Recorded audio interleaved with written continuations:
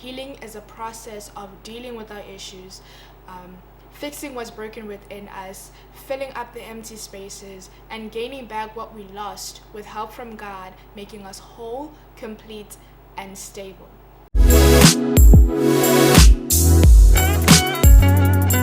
So how do you know that your healing process is actually working? You feel lighter, you feel happier, you're no longer triggered by things that triggered you before. So you know you're healing when you get to a point where you understand what happened to you, you accept that it happened, and you become aware of how it affected you and affected your actions and your behaviors, and you embrace your power to shift any negative effects into positive outcomes. So basically, it's when you start to see lessons from your experience. You start to see the good that can come from what happened. It's when your actions and the way you behave, the way you think, what you say, how you respond to other people, how you interact with other people is no longer dictated by your experience. When you're not making decisions based off what happened to you. For example, if someone broke your heart, instead of closing yourself off like you would if you were not healing, when you start healing, you can see yourself being capable of letting other people into your life without the fear of them leaving, without the fear of being brokenhearted, without the fear of rejection. So basically, it's when that anxiety that you had while you were in pain is no longer there, when you are put in situations that kind of resemble the previous situation, but now you're dealing with it better, if that makes sense. And just because you're healing doesn't mean that you have to forget what happened.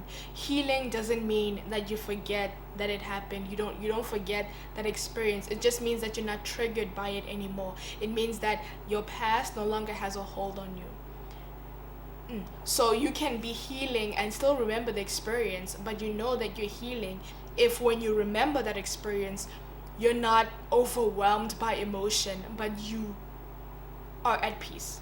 You've made peace. Like I said, it's when you get to a point where you understand what happened and you accept what happened. So when you know that you've healed, you'll see it in your behavior. You'll change. You have a change in behavior. If you were closed off before, you start to let people into your life. If you were always wanting to be alone so you can, revel in your pain, you get this urge to interact with people. You get this urge to start to be social. So yeah, that's when you know you're healing. It's just when you are pretty much in a better space emotionally, mentally, spiritually than you were before. Keeping everything inside, keeping everything bottled up and burying everything inside of you does not mean that you'll never get hurt. It does not mean that you're putting yourself in this position of never getting hurt. No. You are just putting yourself in a constant state of hurt, meaning that you are always hurting. You are always hurting 24/7. You are always hurting. That's what happens when you don't heal from your pain and your hurt and your trauma.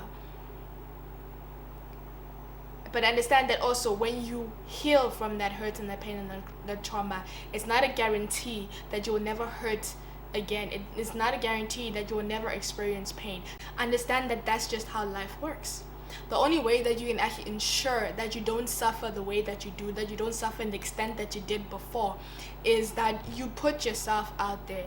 You deal with your hurt, you open yourself up to new experiences, you open yourself up to other people, and you allow yourself to enjoy things without constantly thinking that they're gonna hurt me, something bad's gonna happen. I know that once I'm happy, everything's just gonna go downhill. No, stay away from that type of mentality and enjoy life. Life has ups and it has downs. It has good times and it has bad times. There are times when you're gonna be happy, joyful, and there are times when you're gonna be hurt.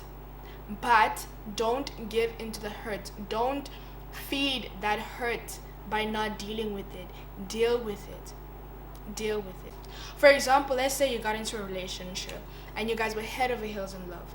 Head over heels in love. Y'all enjoyed each other's company. Y'all were always together, enjoying, having the time of your lives. And then one day you guys just break up.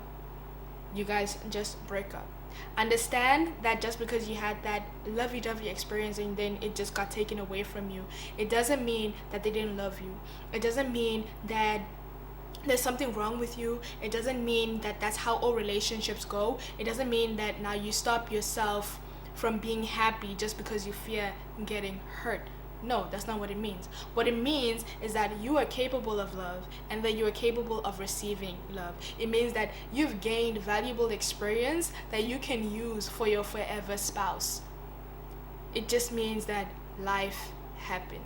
There's good times and there's bad times. But just because you fear the bad times doesn't mean that you stop yourself from experiencing the good times. And it's the same for other experiences in your life. It's the same with friends, with work, with just life, with school. It's the same. Just because you fear a certain outcome doesn't mean that you stop yourself from having a good time. Just because you are hurt in a particular area of your life doesn't mean that you stop yourself from living, and you stop yourself from moving forward in your life, and you stop yourself from experiencing good things and being happy in your life. It just might be that bad experience was the push that you needed towards better things. Think of your hurt as a learning process, or for example, let's say a school. You're in a classroom, sitting at your desk, and life is your teacher.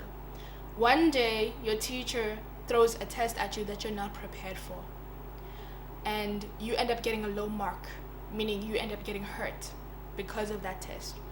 And depending on what you do with that bad mark, depending on what you do with that hurt, that will determine how you will fare off in the next test.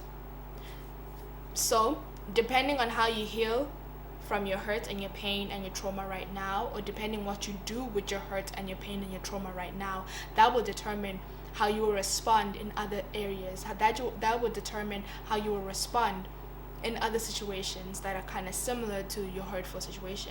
So it's very important for us to learn, because if you actually heal, then you're going to take that bad mark, and it's going to encourage you to study so that the next time teacher decides to throw a test at you, you're prepared and you're going to come out with a better mark. It doesn't mean that you may not fail again, but it just means that you are willing to take the chance at that kind of outcome, and you become better prepared for the next situation. It's the same when you get into a situation where you get hurt. What you do with that pain, if you decide to heal from that pain, it means that you are better equipped for another situation that may come in your life that may be similar to the previous situation, but now you know how to deal with the pain if it comes. So it's very important that we heal from our pain and our hurt and our trauma, because when we don't heal, we stay still. When we don't heal, we don't move forward. The enemy uses it against us. That's why you keep remembering all that pain and that trauma. Hurt, pain, and trauma that is not dealt with opens up a door, a spiritual door in our spiritual selves. And once that door is open, it means that the enemy can freely walk in and out, doing whatever he pleases in our lives. That's like one of the most important things of why it's so important for us to heal, is so that when we heal, that door can be shut and the enemy has no access to our lives. So please heal, guys, because it's so very important. It's so very important. So very important. I cannot stress that enough, why it's so important for us to heal. That's it for today. I hope that this was very helpful and that you guys learned something. If you have any further questions, please do not hesitate to ask me. Comment them down below, or you can message me personally. Next week we'll be talking about forgiveness, so be sure to tune in. As always, thank you so much for watching. God bless, and I'll see you guys next week.